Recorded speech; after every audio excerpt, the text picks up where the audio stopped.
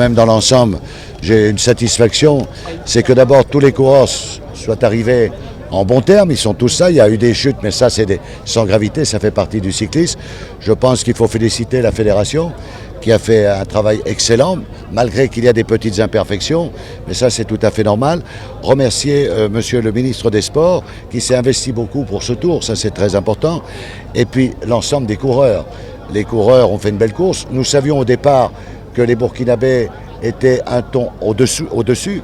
C'est-à-dire la première étape a été remportée par un Ghanéen qui n'a pas porté bien sûr longtemps le maillot jaune, mais néanmoins il y a eu quand même des coureurs qui se sont battus.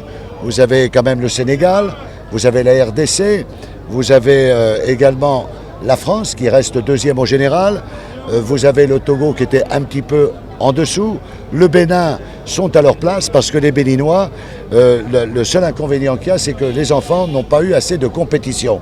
Et l'entraînement ne remplace pas la compétition. C'est comme en football. Et aujourd'hui, nous avons un petit jeune, le plus jeune du tour d'ailleurs, qui s'est bien illustré en terminant troisième d'un point chaud. Donc c'est de bon augure pour la suite. Regardez le public que nous avons vu. J'ai fait un peu le tour, j'ai fait 2 fois le tour. Regardez la marée humaine. Ça veut dire que les Béninois aiment le sport. Il suffit que nous soyons organisés.